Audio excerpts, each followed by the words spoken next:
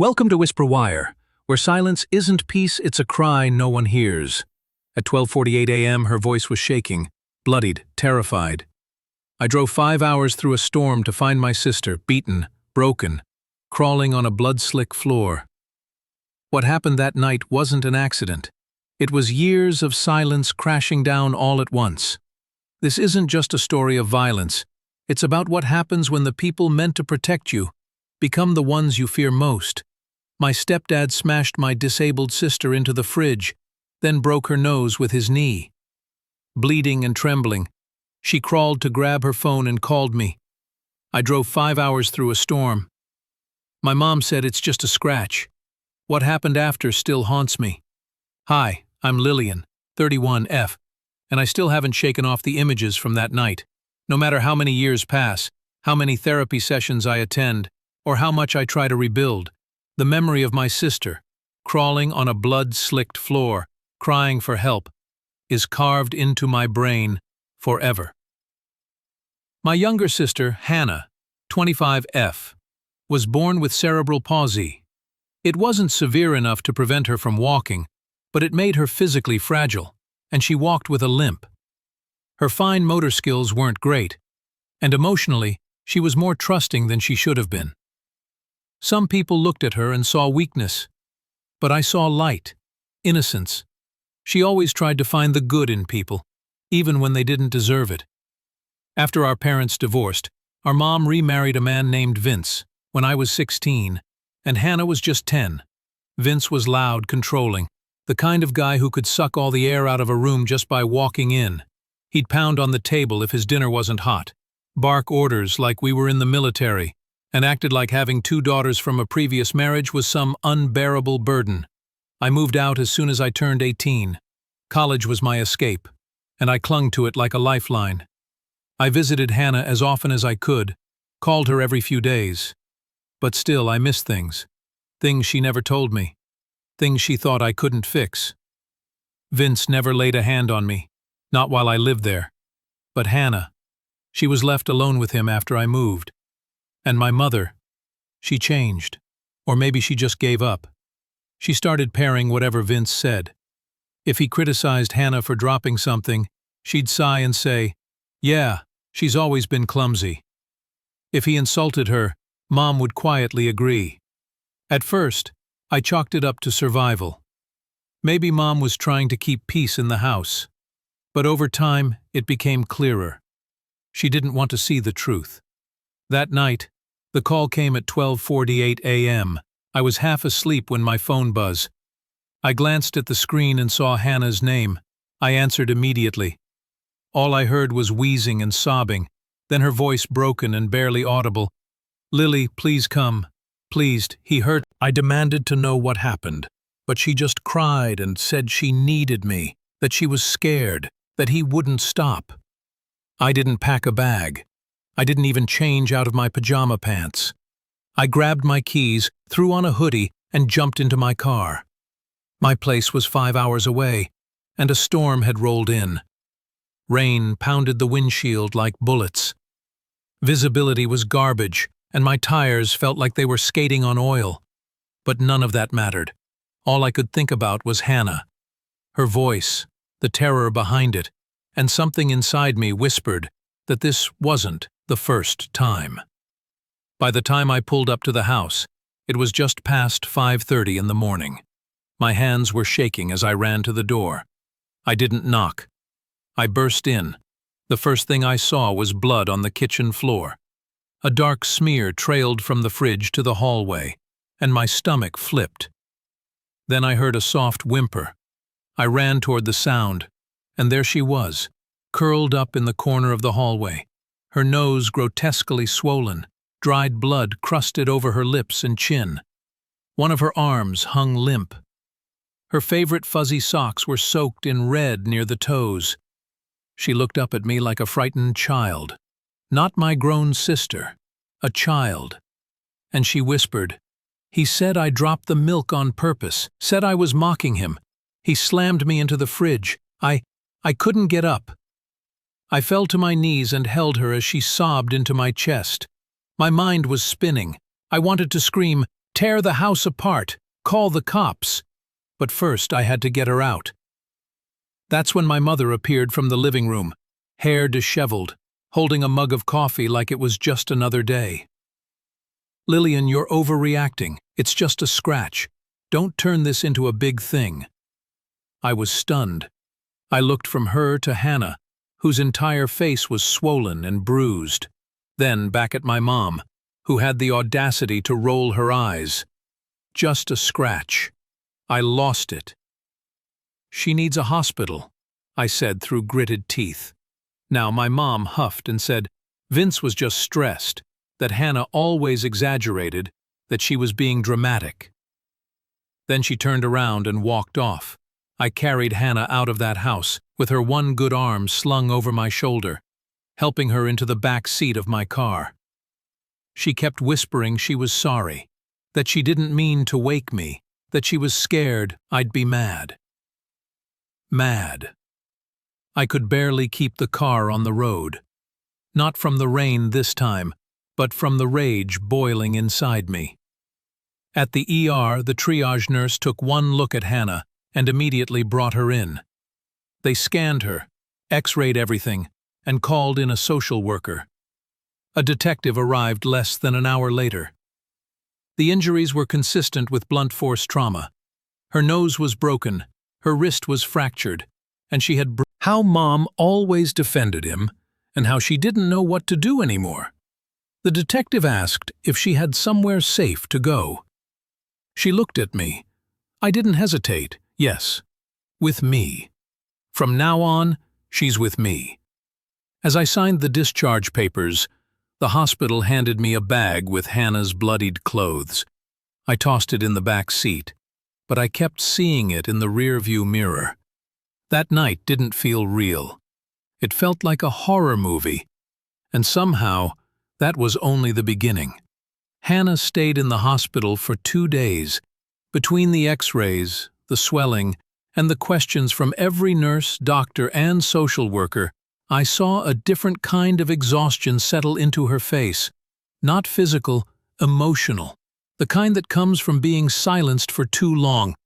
After her discharge, we drove back to my apartment 5 hours away from that house. From them, she barely spoke during the ride. I didn't push. I just let the silence sit. I kept my hand on the gear shift where she could reach it, and a few hours in, she finally placed her hand on mine.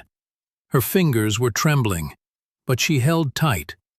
I set her up in my spare room, bought her a new set of clothes, cooked her the softest foods I could. Her jaw was bruised and sore. At night she'd cry in her sleep. Sometimes she jawled awake and whisper, "Sorry," over and over. The first few times it broke me. The 10th time, I just climbed into bed next to her and held her until she drifted off. The detective called 2 days later. They were officially filing charges against Vince. Felony assault, battery, and abuse of a dependent adult. Hannah's medical records backed up everything, and so did her statement. Then came the twist I didn't see coming. My mother refused to cooperate. She told police Hannah had always been a bit dramatic, that maybe she fell, that Vince would never hurt her. The same man who once screamed at a waiter for bringing his steak medium instead of rare. The same man who once threw a coffee mug at the wall because the Wi-Fi cut out. Yeah, that guy. According to my mother, a misunderstood teddy bear. I could hear the strain in the detective's voice when he called to update us. "We believe her. We're moving forward with prosecution. But your mother's refusal to support the case, it won't make things easier." I thanked him anyway. At least someone was trying. Days passed, then weeks. The court date was set. Vince hired some sleazy attorney who tried to play it off like a family misunderstanding. Their strategy was to discredit Hannah, say she was unstable, that maybe she injured herself, that she had a history of exaggeration. I wanted to scream, but Hannah, she stood firm. She testified quietly but clearly. She described the moment he smashed her into the fridge, how she could feel the plastic shelves digging into her spine, She recounted how the room spun, how her vision blurred, how she crawled through broken glass to find her phone. The courtroom was silent. Everyone was staring at her, except my mother. She refused to look up, sat there next to Vince, wearing a pale blue blouse, looking like she was attending brunch. I didn't recognize her anymore. When it was my turn, I spoke of the phone call, the drive, the condition I found Hannah in, the hospital, the trauma. I tried to keep my voice steady, but it cracked halfway through. I didn't care. The prosecution brought in the ER doctor, the radiologist, even a hospital social worker. The defense tried. They really did, but the evidence was overwhelming. Pictures, scans, medical records, and Hannah's courage unshakable. In the end, Vince was convicted. He was sentenced to 4 years, not nearly enough, but it was something. Enough to take away his freedom, enough to label him as the abuser he was. After the sentencing, I walked past my mother in the hallway outside the courtroom. She opened her mouth like she wanted to say something, maybe explain, maybe justify. I didn't stop walking. Hannah looked at me. "You okay?" "No, but I will be. And so will you." We got home and, that night, for the first time since she moved in, Hannah slept through the night. Over the next few months, she started physical therapy. I helped her get into a local support group. She started painting again, something she hadn't done since she was a teenager. Her artwork changed. It wasn't all bright flowers and blue skies anymore. Some of it was dark, heavy, but it was honest. One day I came home and found a canvas sitting on the dining table. It showed a girl standing at the edge of a burning house. Her back turned, walking toward a hill.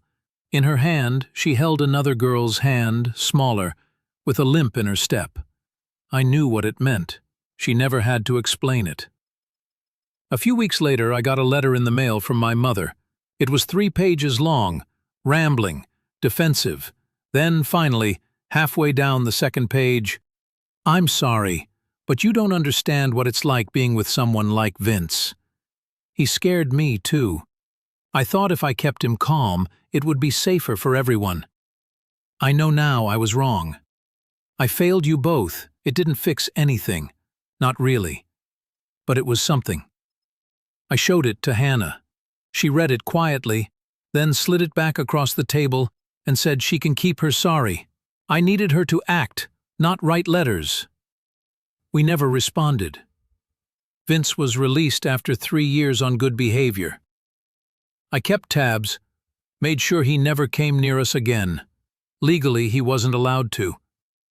A permanent restraining order was granted during sentencing. Now, almost 5 years later, Hannah lives in a cozy studio apartment just 15 minutes from me. She's still got scars, some visible, most not. But she's strong. She volunteers at an art therapy center for survivors. She still paints, and she still calls me every night before bed. Me, I still have nightmares sometimes. Still see her crawling through that blood. Still hear the storm pounding against my windshield. Still hear my mother's voice like a slap to the face. It's just a scratch. But I also see the day we moved her in, the way she smiled at the sun through the window, the first time she laughed without flinching, the way she found her voice again. And that's what I hold on to. The pain still haunts me, but so does her survival. Life settled into something resembling peace. Not perfection, not even close, but calm. And after what we'd been through, that calm felt like a miracle. Hannah was thriving. Slowly but noticeably, her artwork began to shift again. More colors, more light. She started laughing more, even cracking jokes that reminded me of her old self, the little girl who once ran around the yard with paint on her hands and glitter in her hair. One evening, nearly a year after the trial ended, she came over for dinner. I was stirring pasta on the... She pulled out a folded envelope from her purse. It looked worn, like she'd opened and closed it 100 times. I found this tucked inside an old sketchbook at Mom's place, the one I used to hide under my bed. She handed it to me. I opened the letter and immediately recognized the handwriting. It was my mother's, dated 2 years before the incident. 2 whole years. Dear Hannah, if you ever read this, it means things didn't get better. I'm sorry. I know I should have left. I know Vin scares you. He scares me too. But I keep hoping things will calm down, that he'll change, that maybe if I don't provoke him, he won't explode. But if you're reading this, that means I failed you.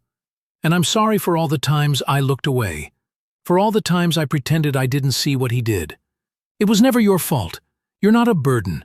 You're not clumsy. You're not broken. You're just too good for the world we gave you. I hope you're somewhere safe now. Love, Mom. I stared at the letter, speechless. My eyes blurred. My heart thudded against my chest. Hannah's face was unreadable. I waited for her to speak. I found it the day after I called you, but I wasn't ready to show it then. I didn't know if it changed anything. I still don't. Do you think she meant it? She asked softly. I took a deep breath. I think she did. I think she was weak, scared and broken in her own way. But I think she knew exactly what she allowed, and that it haunted her too. Hannah nodded slowly, then she surprised me. I want to see her. I blinked. Are you sure? Not to forgive her, she clarified, but to look her in the eye to show her I survived, and that she doesn't get to erase me with guilt or silence. We planned it out. I made sure it was at a public cafe, neutral ground. I gave Mom a call. She sounded stunned, but agreed. 3 days later, we walked into that little coffee shop together. Mom was already there, sitting near the window, holding her cup like a lifeline. She looked older, smaller. And when she saw Hannah walk in with her head high and no cast, no bruises, just strength, she looked like she might cry. She stood up. Hannah didn't hug her. They sat. I stood off to the side, close enough to intervene if needed, but far enough to let Hannah take control. "Hi, Mom," she said simply. "Hi, baby," Mom whispered, eyes glassy. "Don't," Hannah said quickly. "Don't pretend we're fine. We're not." Mom nodded. Her voice cracked. "I know. I'm so sorry." Hannah pulled the letter from her purse and set it gently on the table. This meant something, but it doesn't erase what happened. And with that, she stood up and walked out.